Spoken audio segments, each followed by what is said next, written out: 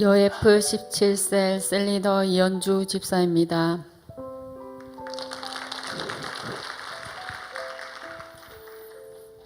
교회에서 성지순례 광고를 들었지만 간호사로 직장 생활을 하는 저에게는 꿈같은 일이었습니다. 그런데 지난 8월 갑작스러운 3교대 근무 발령으로 기도하는 가운데 만 25년의 직장 생활을 내려놓게 되었고 9월 말로 사직을 하게 되었습니다. 무엇을 해야 할까 기도하던 중 성지순례에 참석할 수 있는 자리가 있다는 것을 알게 되었고 계획에도 없던 성지순례를 갈 수 있게 되었습니다. 이집트 땅에서 드리는 첫 예배에 눈물이 쏟아졌고 감사가 나왔습니다. 매일 하루를 기도로 시작하며 목사님께서는 단순한 여행이 아니라 중동과 이스라엘 선교를 위한 것이라는 말씀에 더욱 이 땅을 위해 기도하는 마음으로 임했습니다. 출애굽의 경로를 따라 보이는 것은 끝없는 강야였습니다. 창밖으로 마라이샘 모세가 쓴물을 단물로 바꾼 기적의 현장을 보았습니다. 물도 없고 풀 한 포기조차 구경하기 힘든 곳, 오직 주님 한 분만 의지할 수밖에 없는 곳이었습니다.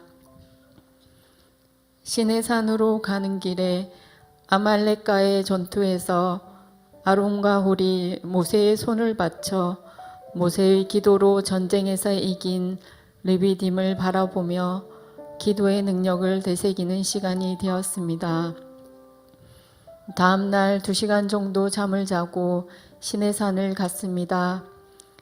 새벽 1시 깜깜한 밤하늘의 별을 바라보며 낙타를 타고 산 중턱까지 올라갔고 또 750계단을 올라 해발 2285m의 정상에 도착했습니다.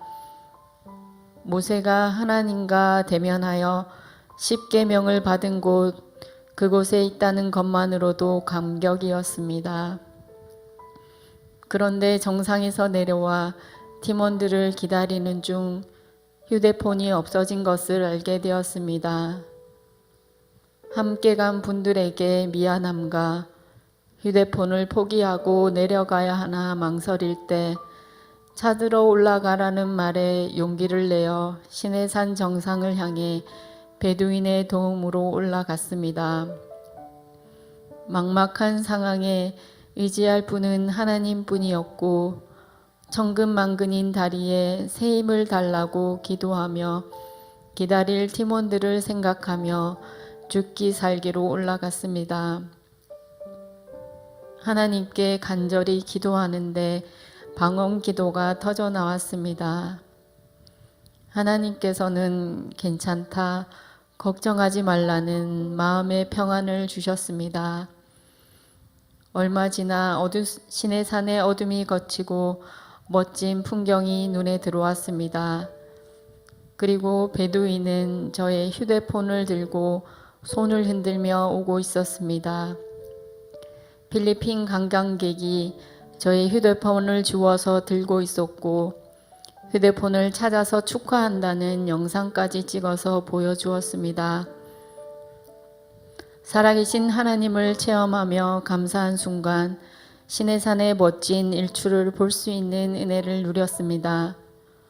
반갑게 팀원을 만나 손뼉을 치며 함께 기뻐했던 잊을 수 없는 추억을 만든 시내산의 기적을 체험하였습니다.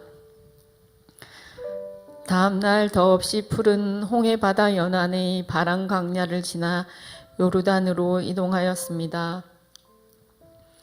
왕의 대로를 따라 고대 도시 페트라와 모압과 암몬의 경계가 되는 아르논 골짜기는 요르단의 그랜드 캐년이라 불리는 거대한 협곡은 장관이었습니다. 주일 아침 예배를 드리며 이스라엘과 하마스의 전쟁 소식으로 모든 염려와 걱정을 하나님께 맡기며 안전과 건강을 지켜줄 것을 믿음으로 기도하며 모든 일정을 취소하고 이스라엘로 입국하였습니다. 눈앞에 펼쳐진 갈릴리 호수를 바라보니 감탄이 절로 나왔습니다. 아름다운 갈릴리 호수를 보며 주님이 물 위를 걸으시고 바람과 바다를 잔잔하게 하시고 베드로와 안드레를 부르시고 사람을 낚는 어부가 되게 하리라고 말씀하신 그곳에서 주님이 저를 부르시는 것 같았습니다. 내가 나를 사랑하느냐 말씀하시며 저를 향한 주님의 사랑이 느껴졌습니다.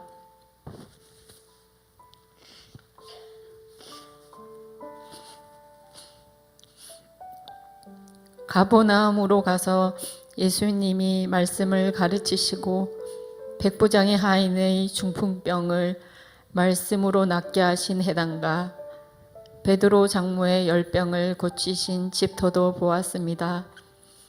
예수님이 직접 말씀을 가르치고 전도하시고 병자와 귀신 들린 사람을 고치시는 장면을 생각하며 3000년 전 성경 속 역사의 현장에 있다는 것이 은혜였습니다. 갈릴리 호수 앞에 숙소가 있어 갈릴리 호수를 원없이 보게 하시고 건기가 끝나고 우기가 시작된 10월에 하나님은 이른 비를 맞게 하시고 갈릴리 호수의 거센 바람도 느끼게 해 주셨습니다. 풍성한 가족들과 은혜를 나누며 교제하는 시간은 너무나 행복했습니다. 보라, 형제가 연합하여 동거함이 어찌 그리 선하고 아름다운고. 시편 133편 1절로 첫 예배를 시작했던 말씀이 그대로 이루어지는 것 같았습니다. 감람산에서 예루살렘의 모습이 한눈에 들어왔습니다. 예루살렘 성전, 지금은 이슬람 사원이 되어버린 황금돔을 바라보니 마음이 아팠습니다.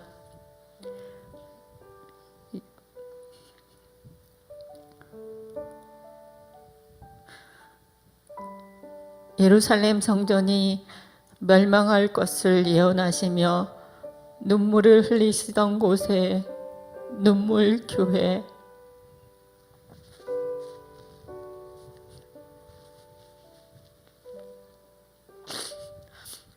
십자가를 지시기 전 베드로와 야고보, 요한을 데리고 피가 땀방울이 되도록 기도하셨던 겟세마네.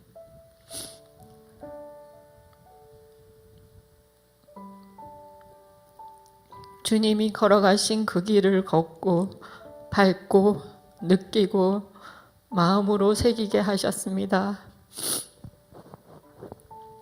함께 찬양하며 예수님의 골고다 십자가의 길을 가는 동안 주님을 묵상하며 눈물을 흘렸습니다.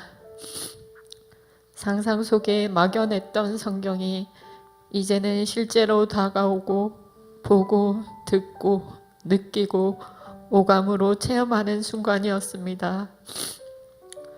주님께서는 내가 보고 듣고 느낀 나를 전하라는 마음을 주셨습니다.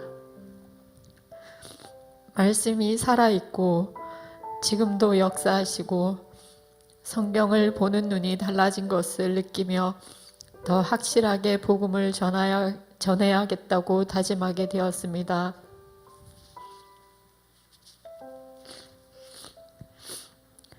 십자가의 길을 가는 것은 누군가에게는 믿음의 길이지만 누군가에게는 장사하는 시장통이었습니다. 상인들로 붐비는 그곳에 복음을 모르는 많은 이슬람 사람과 유대인들을 볼 수 있었습니다. 통곡의 벽에서 유대인들이 전통 복장으로 말씀을 읽고 기도하는 모습은 도전이 되었지만 복음의 능력은 없었습니다. 복음이 시작되었지만 복음을 잃어버린 이스라엘 땅, 이곳이 땅끝이고 반드시 선교해야 할 땅임을 깨닫게 하셨습니다. 이스라엘의 온전한 하나님 나라가 되어 평화가 임하기를 기도했습니다. 만 25년의 직장 생활을 끝내고 성지 순례를 통해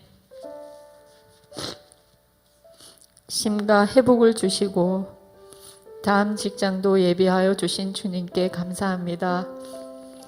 성지 순례에 함께한 목사님과 풍성한 가족들 모두 감사하고 사랑합니다. 역사의 현장에 있게 하시고 많은 분의 기도로 성지 순례 모든 일정을 안전하게 인도하여 주신 하나님께 감사드립니다. 이 모든 영광을 하나님께 올려드립니다.